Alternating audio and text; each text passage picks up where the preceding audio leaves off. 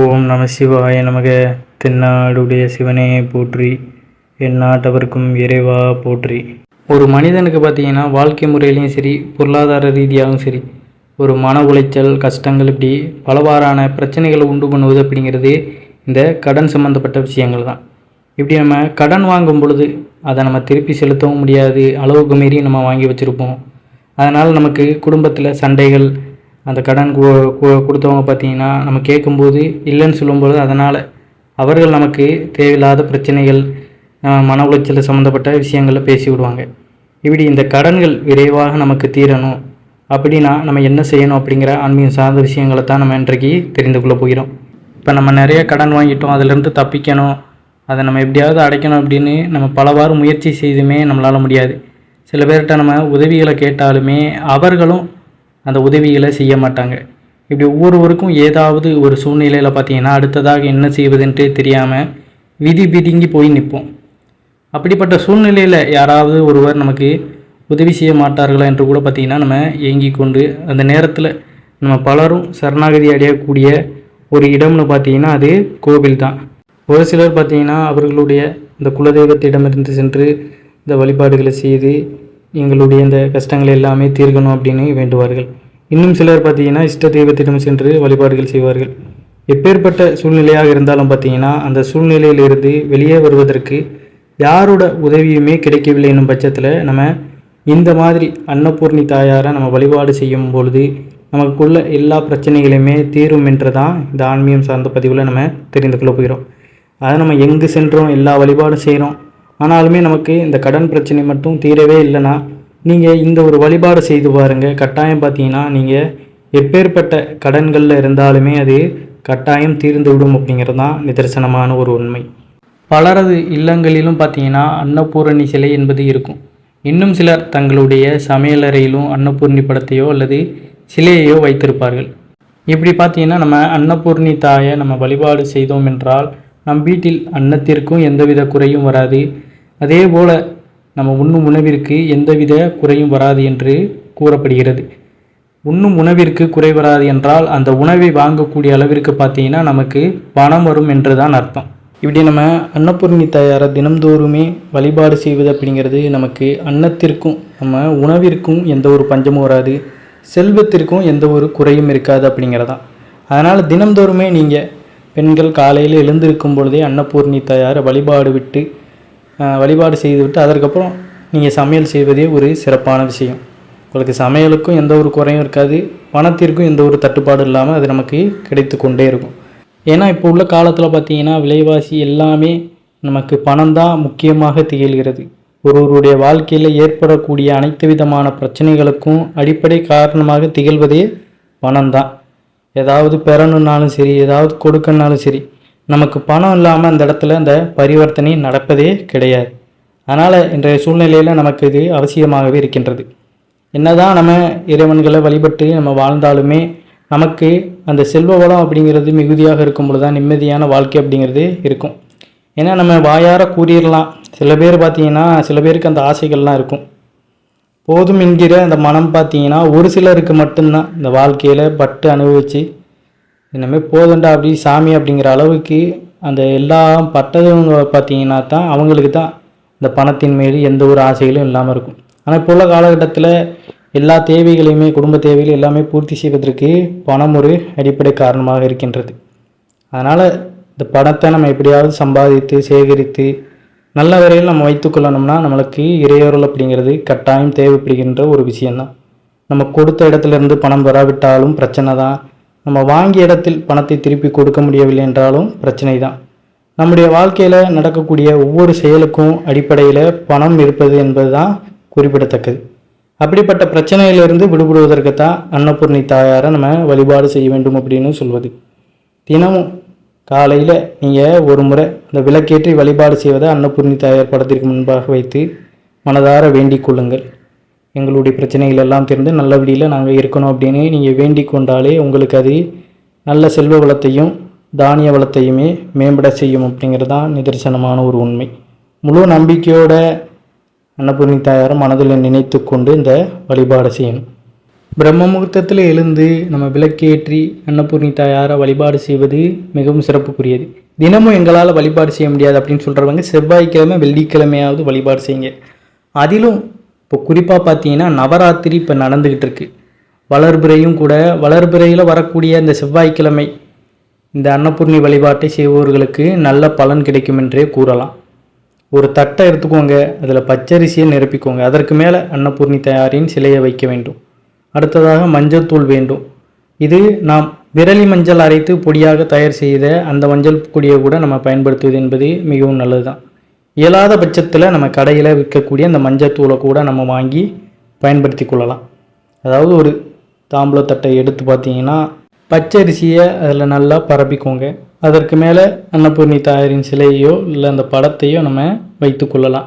விரலி மஞ்சளையோ இல்லை கடையில் கிடைக்கக்கூடிய அந்த மஞ்சளையோ நம்ம வாங்கி வைத்து கொள்ளலாம். அன்னபூர்ணி சிலை பார்த்தீங்கன்னா கிழக்கு பார்த்தவாறு இருக்க வேண்டும். நம்ம ஒரு விரிப்பை விரித்து அதற்கு மேல் வடக்கு பார்த்தவாறு அமர்ந்து கொண்டு அன்னபூர்ணி தாயாருக்கு இந்த மஞ்சளால் அர்ச்சனை செய்ய வேண்டும். அவ்வாறு அர்ச்சனை செய்யும் பொழுது பார்த்தீங்கன்னா அன்னபூர்ணி தாயாரின் மந்திரத்தையும் நம்ம கூற வேண்டும். இந்த மந்திரத்தை குறைந்தபட்சம் 27 முறை பார்த்தீங்கன்னா கூறலாம்.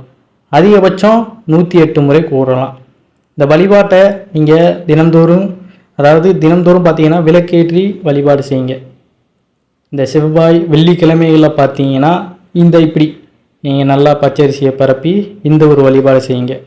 செவ்வாய் வெள்ளிக்கிழமையில் இப்படி செய்யுங்க. சாதாரண நாட்களில் பார்த்தீங்கன்னா சும்மா விளக்கு மட்டும் ஏற்றி வழிபாடு செய்யுங்க.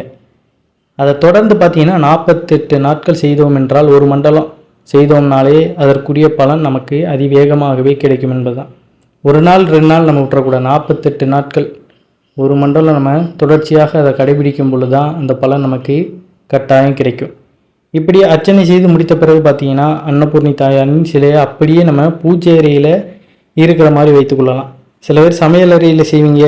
சமையல் அறையில் இருந்தால் கூட அங்கேயே நம்ம செய்யலாம். இல்லை பூஜை அறையில் கூட நம்ம வழிபாடு செய்யலாம். அதற்கப்புறம் மறுநாள் காலையில் பார்த்தீங்கன்னா அன்னபூர்ணி தாயாருக்கு அர்ச்சனை செய்த அந்த மஞ்சளை எடுத்து நெற்றியில் வைத்து கொண்டு அந்த அரிசியிலிருந்து 2 அரிசியை மட்டும் எடுத்து நம்முடைய தலையில் போட்டுக்கொள்ள வேண்டும். மீதம் இருக்கும் அரிசியை மாட்டு தொழுவத்தில் கொண்டு சென்று போட வேண்டும். அல்லது எறும்பு புற்று இருக்கும் இடத்துல பார்த்தீங்கன்னா போட்டு விட வேண்டும். இப்படி தொடர்ச்சியாக நம்ம அன்னபூர்ணி தாயாரை நம்ம வழிபாடு செய்யும் பொழுது நமக்கு எப்படிப்பட்ட இக்கட்டான சூழ்நிலையாக இருந்தாலுமே அந்த சூழ்நிலையிலிருந்து வெளியே வருவதற்குரிய வழியை பார்த்தீங்கன்னா அன்னபூர்ணி தாயார் நமக்கு அருள் புரிவார் என்பது தான் நிதர்சனமான உண்மை. கடன் பிரச்சனைகள் அனைத்தும் தீரும். பணம் ரீதியாக ஏற்பட்ட அனைத்து விதமான பிரச்சனைகளுமே தீரும் என்று தான் கூறப்படுகிறது. முழு நம்பிக்கையோட இந்த பிரார்த்தனையோடு நீங்கள் இந்த வழிபாடு செய்யும் பொழுது கட்டாயம் அதற்குரிய பலன் உங்களுக்கு கிடைக்கும் என்பது தான் நிதர்சனமான உண்மை. நம்ம உச்சரிக்க வேண்டிய மந்திரம், நான் மந்திரம் சொன்னேன் பார்த்தீங்களா, குறைந்தபட்சம் 27 முறை இல்லைன்னா 108 முறை அதிகபட்சம். அது என்ன மந்திரம் அப்படின்னு பார்த்தீங்கன்னா அதையும் இந்த பதிவில் காணலாம். இது பார்த்தீங்கன்னா நமக்கு ஒரு 2-3 தடவை நம்ம சொல்லிட்டாலே நமக்கு ஒரு மனப்பாடம் மாதிரி ஆயிரும்.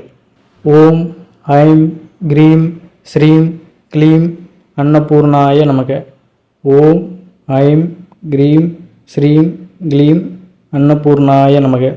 ஓம் ஐம் க்ரீம் ஸ்ரீம் க்ளீம் அன்னபூர்ணாய நமக.